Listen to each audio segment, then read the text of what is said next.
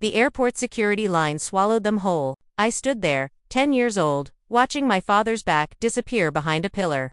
His new wife's matching resort hoodie, the last flash of color I saw. He didn't turn around. Not once. I counted to 60, then to 100. Then I stopped counting because the numbers felt like salt in a wound.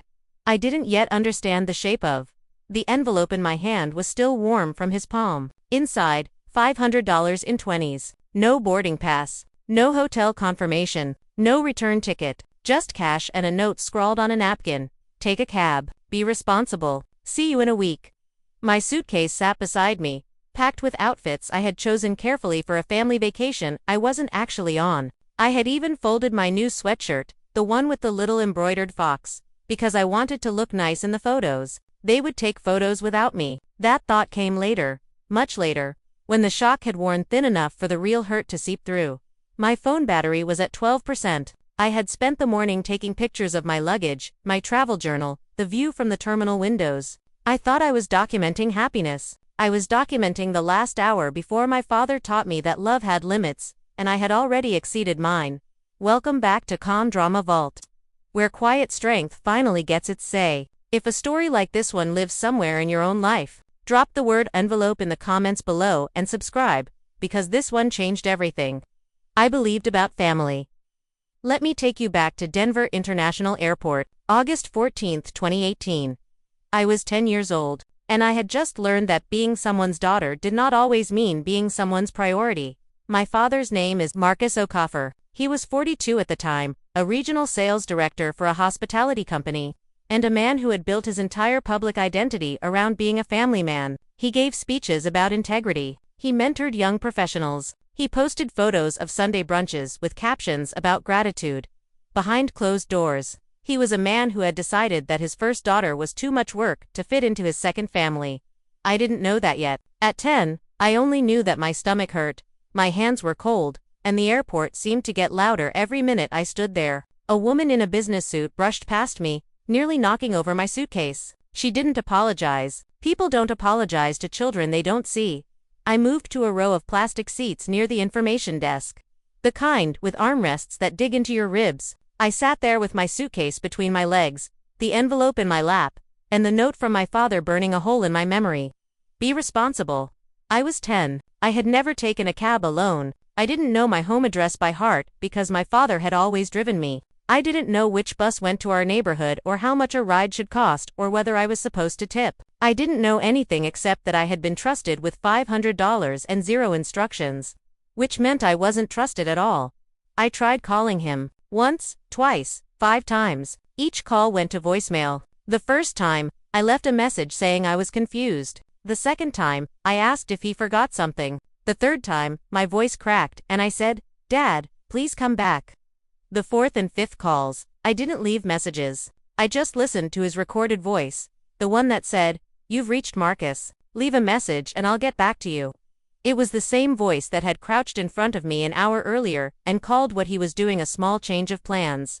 Then a text came through. I remember the exact time, 11:47 a.m. "Stop panicking. You are old enough to handle a ride home. Do not embarrass me." I stared at those words until the letters blurred. My phone battery was now at 8%. I had stopped taking photos. There was nothing left to document. I was not the only child in the airport, and that made it worse.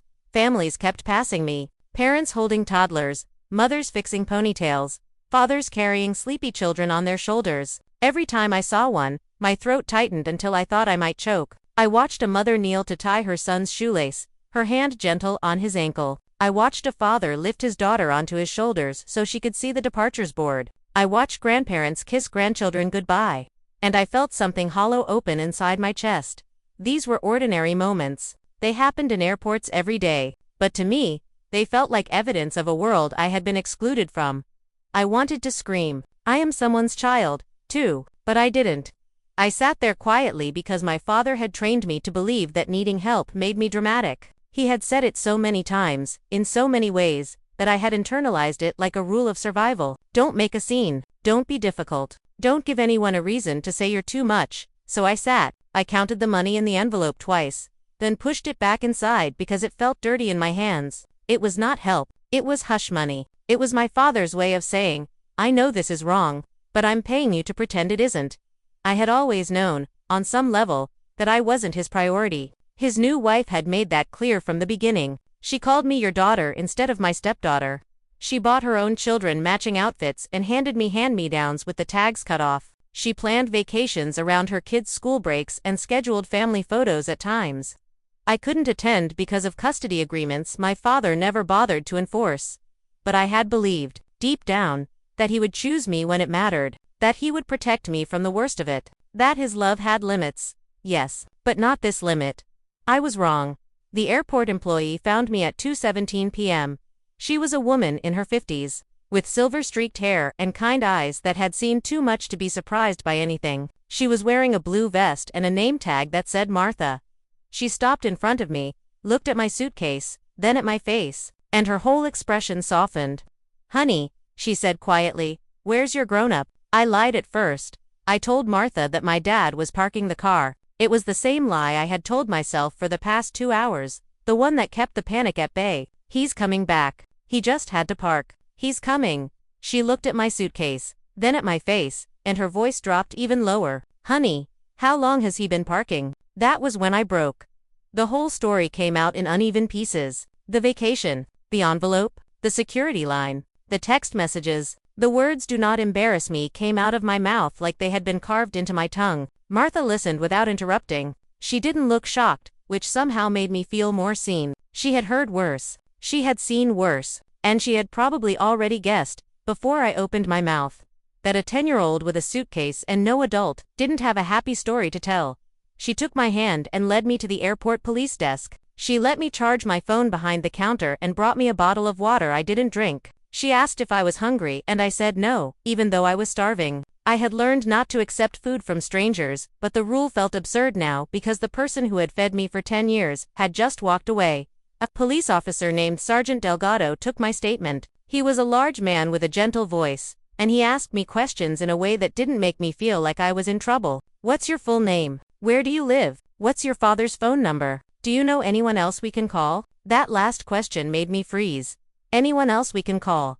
I shook my head automatically because that was what I had always done. My father had told me for years that my mother chose her career over me. He said she loved boardrooms and airplanes more than bedtime stories and school plays. Whenever I asked why she never came to see me, he said, some people aren't built to be parents. Nadia, after hearing that long enough, I believed it, so when Sergeant Delgado asked if there was another parent, I said no. I said it without thinking, without questioning, without remembering that I had a mother whose phone number was still in my contacts under the name I had never been allowed to call.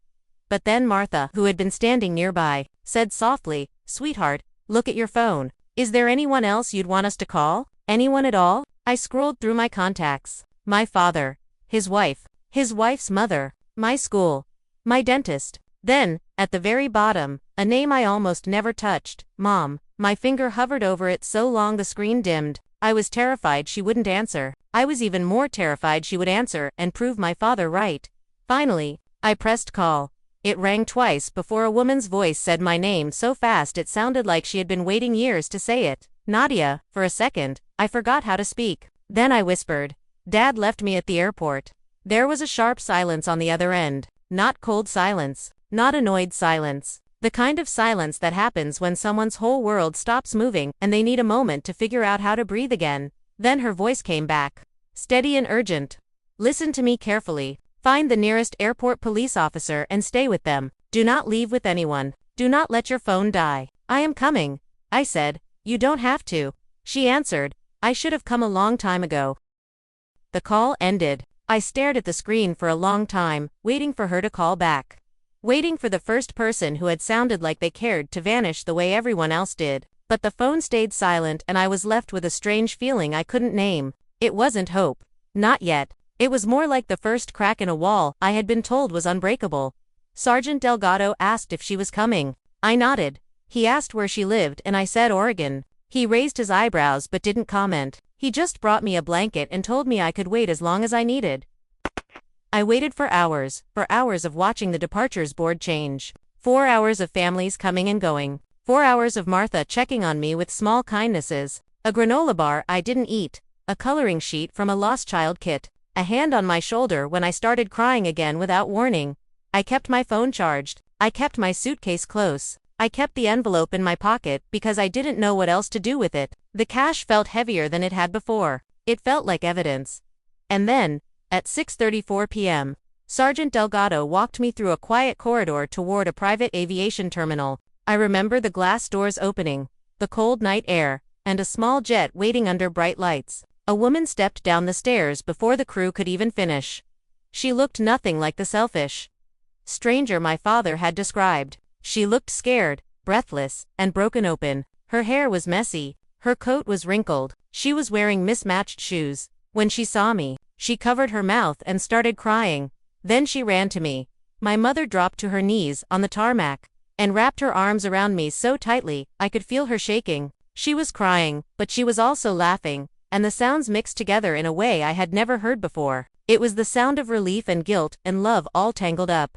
For the first time that day, I stopped trying to be mature. I cried like the 10-year-old I was in the worst moment of my life. I sobbed into her shoulder and she held me through it, her hand cupping the back of my head like she was afraid I might disappear if she let go.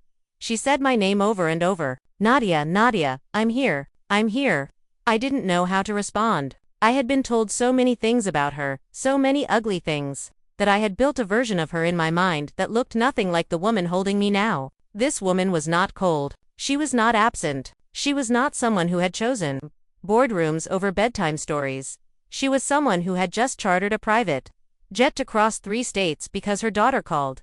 Later, I learned she had been in a meeting in Portland when my call came through. She left without explaining. She ran out of the building, drove to the private terminal where she kept a corporate account, and told the pilot to get her to Denver as fast as possible. She didn't pack. She didn't change her shoes. She didn't think about anything except getting to me. That was the first time I realized that the person I had been taught to fear was actually the person who would come when I was most afraid. We sat in the back of the terminal for a while, away from the public areas. My mother spoke to Sergeant Delgado, signed a report, asked for the names of every employee who had helped me. She made sure the officer saved the text message where my father told me not to embarrass him. She asked if the security cameras would show him handing me the envelope and walking into the checkpoint without me. The officer said, yes, most likely. My mother nodded like every answer was another brick in a wall she had been waiting years to build. She told me later that she had been waiting, not for revenge, not for proof. She had been waiting for a moment when she could show me who she really was without my father's version of her standing in the way. She had sent letters, gifts, and support payments for years, all of them intercepted or ignored. She had fought for custody and lost because my father had better lawyers and more local influence. She had believed that court orders would protect our relationship, but she had been wrong. She said, I should have fought harder. I should have come for you myself. I didn't know what to say, so I said nothing. We sat in silence, her arm around my shoulders, my suitcase at my feet, and for the first time in years, I felt like I was allowed to rest. On the plane, I sat across from my mother under soft cabin lights, wrapped in a blanket I didn't ask for but desperately needed. She ordered warm food for me, but I could barely eat. I kept staring at her, searching for the careless woman my father had described. She noticed. She didn't force me to talk. After a while, she said, I know you've been told things about me. I won't ask you to stop believing them tonight. Tonight, you only need to know you are safe. That made me cry again. Nobody in my father's house ever said things like that. In his house, love had rules. Be grateful. Be quiet. Fit in. Do not make his new wife uncomfortable. Do not remind anyone that he had a life before them. My mother told me her name was Renata Cole. Now, she had taken back her maiden name after the divorce. She said she had fought for more time with me when I was little. But my father had made her look unstable because she traveled for work. She admitted she had made mistakes. She had trusted court orders to protect a relationship that needed more than paper. She had believed that sending letters, gifts, and money would at least keep a door open. But my father had locked that door and told me she was the one who walked away. She didn't ask me to forgive her that night. She didn't try to make herself the hero. She only told me that whatever came next, she would not let another adult decide whether I was worth protecting. When we landed in Oregon, a black car drove us to a quiet neighborhood outside Portland. Her house was large but not cold. There were books on tables, photographs in the hallway, blankets on couches. and a room upstairs that stopped me in the doorway.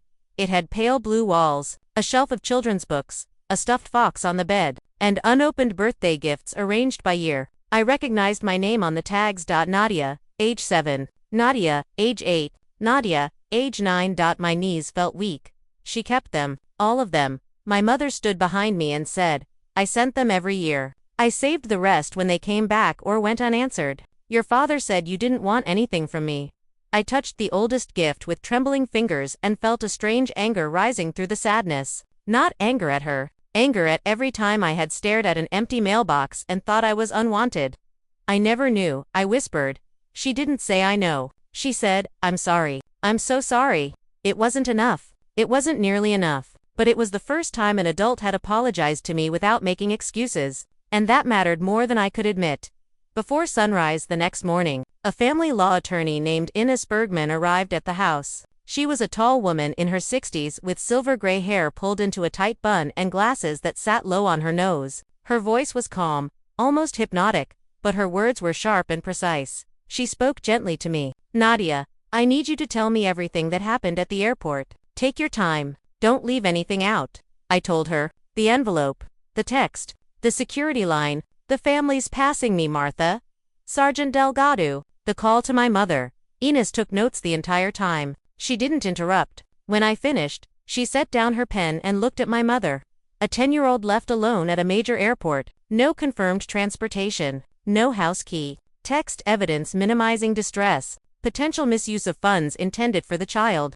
She paused. We file emergency custody in Colorado immediately. My mother looked at me before agreeing. She asked Nadia, do you want to stay here while we figure this out? Nobody had asked me what I wanted in so long that I didn't answer at first. Then I nodded. Ines explained that my father couldn't simply show up and take me back because the court would be told exactly what happened. She also said all communication should go through lawyers until a judge decided what was safe. While my father was somewhere near the coast, posting smiling pictures from a luxury deck with his new family, my mother and Ines were gathering airport footage, police notes, texts, travel records, and financial statements. I fell asleep that morning in a room that had been waiting for me for years. Downstairs, adults who actually cared whether I was safe began making the quiet phone calls that would destroy my father's perfect vacation before he even came home. The symbolism wasn't lost on me later. He had left me for a vacation he wouldn't enjoy because the truth was already traveling faster than he could. 9 days later, my father returned to Denver, tanned, rested, completely unprepared for the house he walked into. I know what happened, because I heard pieces of it later, from court records, from one of the stepkids, and from the messages he left after panic replaced arrogance. He expected me to be there. That was the part that still amazes me. He truly believed I would take a ride home, sit alone with my hurt feelings, and wait for him to return so he could lecture me about maturity. He thought the world worked that way because for years, everyone around him had let it. His new wife walked in first, carrying a designer tote and complaining about jet lag. Her daughter was showing her brother photos from the resort. My father dropped his luggage near the stairs and called my name, not with concern, but with irritation. Nadia, come down here. We need to talk. No answer. He went upstairs. My bedroom door was open. The room was almost empty. My clothes were gone. My school books were gone. The little nightlight I had kept since I was 6 was gone. The framed photo of me at a 4th grade science fair was gone. The closet door hung open with bare hangers inside. Even the small box under my bed, the one where I kept birthday cards, old drawings, and a cracked plastic bracelet from kindergarten, had been taken. On the bed, there was only my house key, a handwritten letter, and a thick envelope from my mother's attorney. My father picked up the legal papers first. That told you everything about him. Not the letter from his child, not the key. That meant I wasn't coming back. The legal papers.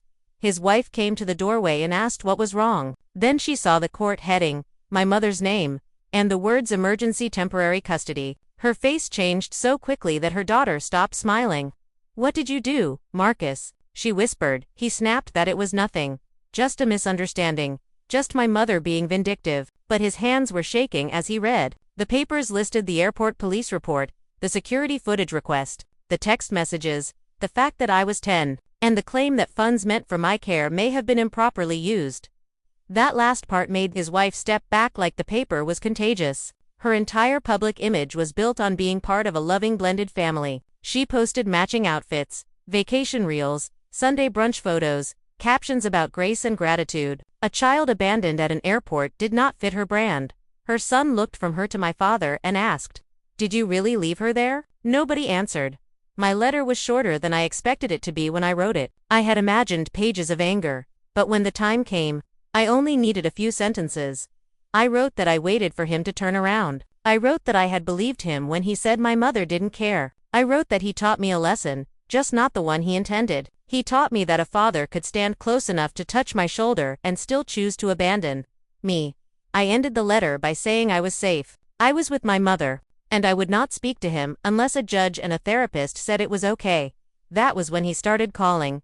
First me, then my mother, then Ines, then me again. I didn't answer. My mother didn't answer. Ines's office sent one message. All contact regarding Nadia must go through counsel. My father hated that. He hated not being able to talk his way out of consequences. He left voicemails that started soft and ended furious. "Sweetheart, this got out of hand. Your mother is using you. You have no idea what you're doing. Put Renata on the phone now." I listened to one and stopped. His voice didn't sound like a man grieving his daughter. It sounded like a man furious that his property had been moved without permission. Meanwhile, his wife began deleting vacation posts. But screenshots had already been taken by friends, by school parents, by people who had seen her captions about a dream family getaway. The dream was cracking, and for the first time in my life, my father couldn't make me stand inside the wreckage and call it home.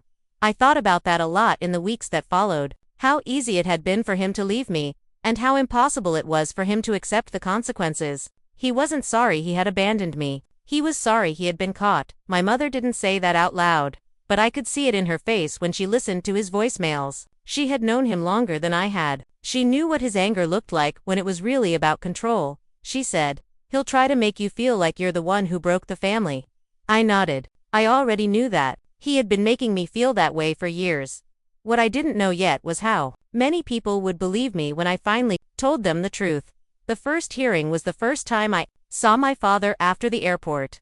I sat beside my mother in a courthouse conference room wearing a navy dress she had bought only after asking if I liked it. My feet didn't touch the floor, and I kept swinging them until Ines gently placed a hand over mine and told me I was allowed to be nervous. My father entered with an expensive attorney and the expression he used when employees disappointed him. He tried to smile at me like we had a private understanding. I looked down at my hands. His new wife came with him, polished and pale, her wedding ring flashing every time she adjusted her sleeve. She didn't look at me. The hearing began with his lawyer calling the airport incident a regrettable communication breakdown. He said my father believed I had a safe ride home. He said I was a bright, capable child. He said my father never intended harm. Ines let him finish. Then she opened a folder. The first exhibit was the airport police report. It stated that a minor child had been found alone for several hours after her custodial parent boarded a flight with other family members. The second exhibit was my father's text. "Stop panicking. You are old enough to handle a ride home. Do not embarrass me." The judge read it twice. The room became very quiet. Then came the footage. I didn't watch the whole thing. I couldn't, but I saw enough. My father bending toward me, his hand giving me the envelope, his wife waiting impatiently near security, the four of them entering the checkpoint, me standing alone, still watching long after they were gone. My father's lawyer tried to argue that there had been money for transportation. Ines asked for proof of a scheduled car. There was none.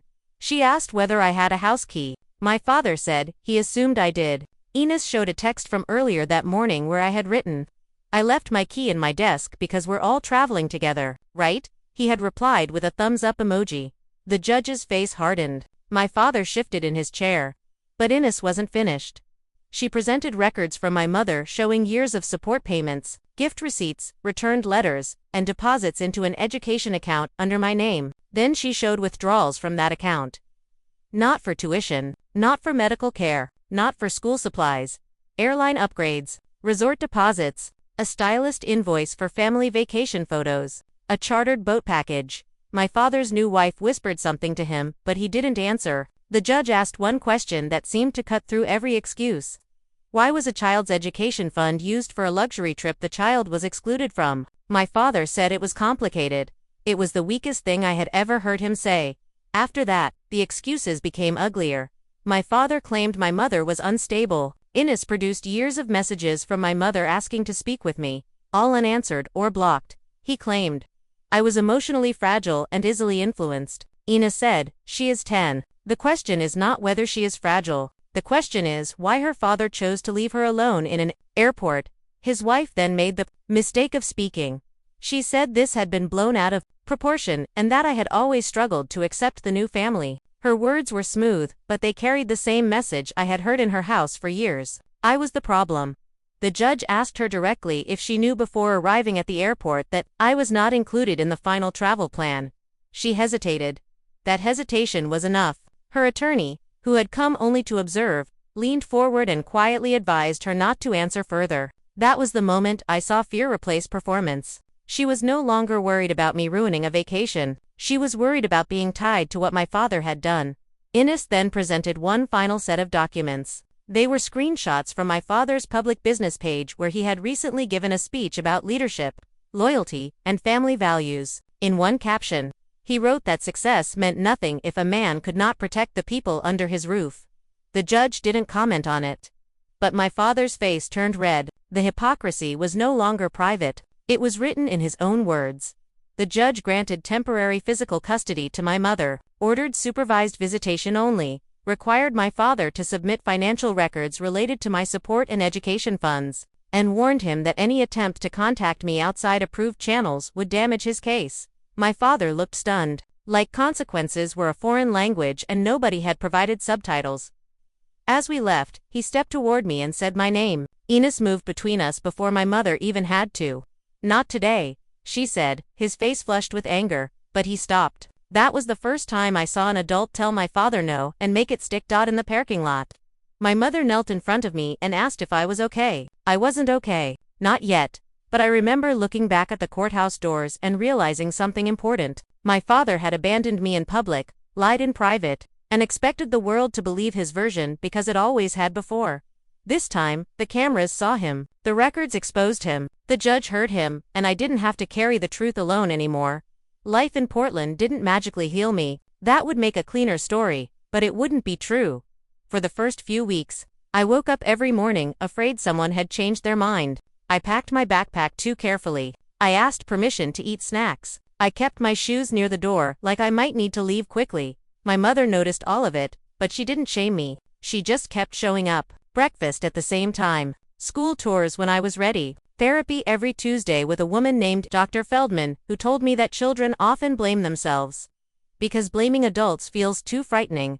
I did blame myself. I wondered if I had been too quiet, too needy, too much like my mother, not enough like the family my father wanted. Dr. Feldman helped me put those thoughts somewhere outside my body. She said, Nadia, being abandoned tells you something about the person who left, not the child who was left behind. I didn't believe her immediately, but I remembered it. My new school was smaller than the one in Denver, and everyone seems to know how to sail, pronounce French desserts, and talk about summer camps I had never heard of. I felt like an alien with a lunchbox. But a girl named Priya asked if I wanted to sit with her, and when I said I might be boring, she said, boring people never say they're boring. That made me laugh for the first time in days. Slowly, Portland became real. My room became my room. My mother learned that I hated cilantro and loved pancakes. I learned that she drank too much coffee when nervous and kept every school photos she could get, even the blurry ones. We weren't instantly close. Sometimes I felt angry at her for not saving me sooner. Sometimes she cried when she thought I was asleep, but she never asked me to comfort her. She went to her own therapist for that, which taught me something important about healthy adults. They don't make children responsible for their guilt. My father requested supervised visits after the court. Ordered them. The first one took place in a family center with beige walls, plastic toys, and a counselor sitting nearby with a clipboard. He brought gifts. Too many gifts. A tablet, a bracelet, a stuffed animal bigger than my suitcase had been. I looked at them and felt nothing. He said he missed me. He said the whole thing had become a nightmare. He said my mother and her lawyer had turned a family matter into a legal attack. The counselor asked if he wanted to say anything about what happened at the airport. He sighed and said, I'm sorry, everything got so out of control. That sentence stayed with me because it wasn't an apology. It was a complaint wearing a costume. He was sorry for the consequences, not the choice. After the visit, I told my mother I didn't want another one for a while. She said, "Okay, just okay. No pressure. No speech about forgiveness." Meanwhile, my father's life began falling apart in ways he couldn't hide. His company had been negotiating a major partnership with a hotel group that promoted family-centered luxury travel. When the story reached the wrong board member, the partnership paused, then it disappeared. His wife's online followers noticed she had deleted vacation posts, and someone from our old school shared that I hadn't been on the trip because I had been left at the airport. The internet did what it does. It took a perfect picture and zoomed in on the crack. Sponsors backed away from her lifestyle page, comments filled with questions she couldn't answer. Her daughter sent me a message months later from a new account. "I'm sorry I didn't say anything. I knew it was wrong." I didn't reply right away, but I didn't hate her. She had been a child, too, older than me, but still trapped inside the adult's choices. My father's wife eventually filed for separation. Court documents later showed she wanted financial protection from any investigation into my education fund. The woman who once smiled as I was left behind now wanted distance from the man who did it. My father had built his life around looking successful, generous, and in control. But control is fragile when it depends on everyone staying silent. He lost primary custody. He was ordered to repay money. He lost a business deal. He lost invitations to speak at leadership events where he used to stand on stage and talk about integrity. He lost friends who had repeated his version of the divorce without ever asking for mine. He lost the family image he had chosen over me. And most importantly, he lost the right to decide what my story meant. I heard pieces of his unraveling from relatives, from mutual friends, from legal documents that crossed my mother's desk. None of it made me happy. It didn't feel like justice the way I had imagined it. It felt like the slow collapse of something that had never been built right in the first place. My mother said something that stuck with me. "He didn't lose everything because you left. He lost everything because he built everything on a lie." I thought about that a lot. About how much energy he had spent maintaining the version of himself that the world saw. The family first speeches, the brunch photos, the captions about gratitude and grace. None of it had been real. It had been a performance, and I had been a prop. When the prop walked off stage, the whole show fell apart. But here's the thing I didn't fully understand until much later. His unraveling wasn't my responsibility. I hadn't exposed him out of revenge. I had simply told the truth about what happened to me. And the truth had its own momentum. Years passed before I could tell this story without feeling the airport floor under my shoes. Trauma is strange that way. You can be safe in a warm kitchen years later, and suddenly a boarding announcement in a movie brings you back to the exact second someone walked away. Healing didn't mean forgetting. It meant learning that memory didn't get to be my whole identity. My mother and I built a life slowly, with honesty instead of pretending. She apologized more than once. But the apology that mattered most wasn't dramatic. It happened on a regular Thursday while we were folding laundry. She said, "I should have fought harder before the airport. I can't change that. But I will never again let an adult make you feel unreachable." I believed her because by then she had proven it in small ways. She showed up to school meetings. She asked before posting photos of me. She listened when I said I was angry. She didn't punish me for loving her and resenting her at the same time. That is what real repair looks like. Not one big speech, 100 quiet choices. My father continued trying to reach me for years, sometimes through approved letters, sometimes through relatives, sometimes with apologies that sounded almost real until they turned back toward himself. "I lost everything after that day," he wrote once. I remember reading that sentence and thinking, no, you lost everything after your choices finally became visible. I didn't answer most of the letters. The boundary wasn't revenge. It was protection. There is a difference. Revenge tries to keep you tied to the person who hurt you. Protection helps you walk away with your future still in your hands. College. I understood that my story wasn't rare enough. Too many children are treated like luggage in adult conflicts, passed around, hidden, used, blamed, or ignored until they learn to make themselves small. I studied social work and child advocacy because I wanted to help those children be heard before they had to scream. Later, I worked with family court programs that trained adults to recognize emotional abandonment, not just physical danger. I told judges, counselors, And parents, something I wish everyone had known when I was 10. A child can be fed, dressed, and enrolled in school and still be deeply unsafe if the adults around them teach them that love depends on convenience. Real education isn't only what children learn in classrooms. It's also what adults teach them through protection, honesty, and consistency. Valuable knowledge can come from painful places. But children should never have to be wounded just to become wise.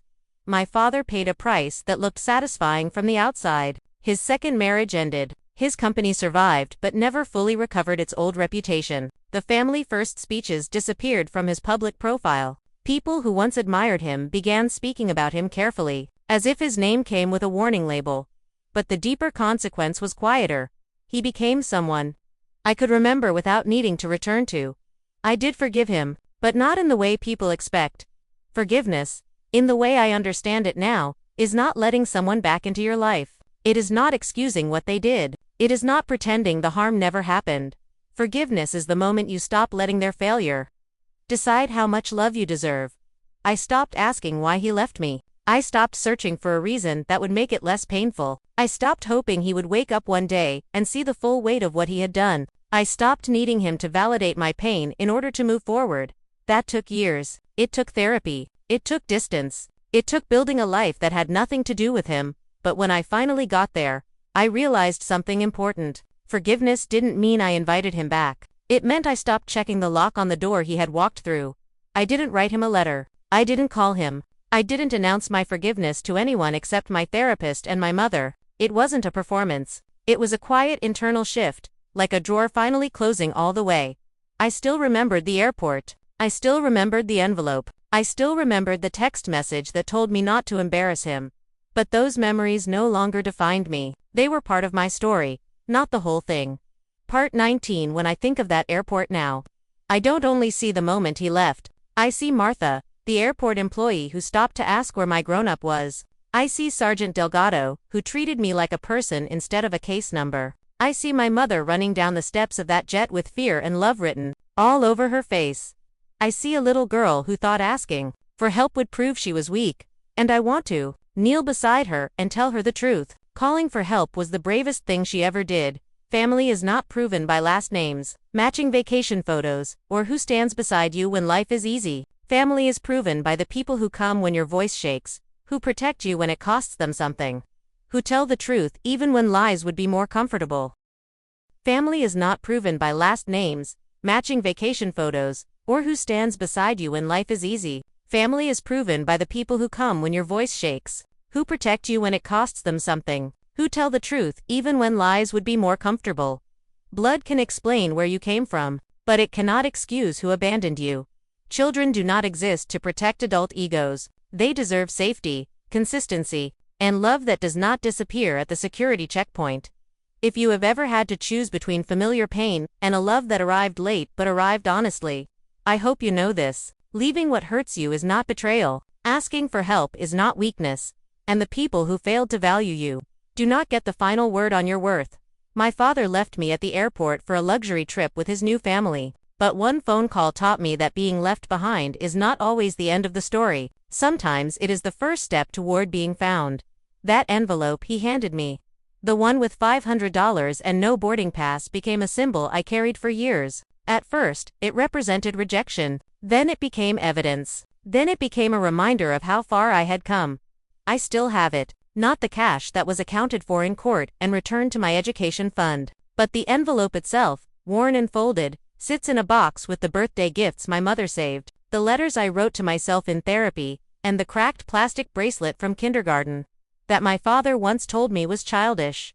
The bracelet isn't childish anymore. It's a relic of the girl who survived. My mother and I built a family that doesn't look like the one I was born into. We have Sunday dinners with Priya and her parents. We have holidays with Ines, who became a close friend. We have quiet mornings where I drink coffee and she drinks tea. And neither of us says anything important. And that is enough. I became a child advocate. I helped write training materials for family court professionals about emotional abandonment. I told my story in small rooms to people who needed to hear it. And I watched their faces shift from disbelief to recognition. I never stopped loving my father. That's the part that might surprise you. But love and proximity are not the same thing. I can love him from a distance and still protect myself. I can acknowledge his humanity and still refuse to let him close enough to hurt me again. Love that keeps a ledger was never love. It was a loan. My father loaned me conditional affection. My mother gave me something else entirely. She gave me a room with pale blue walls that had been waiting for me for years. She gave me truth, even when it made her look bad. She gave me the space to be angry at her and still belong. That is what family should be, not a competition for approval, not a performance of perfection, a safe place to fall apart and still be held.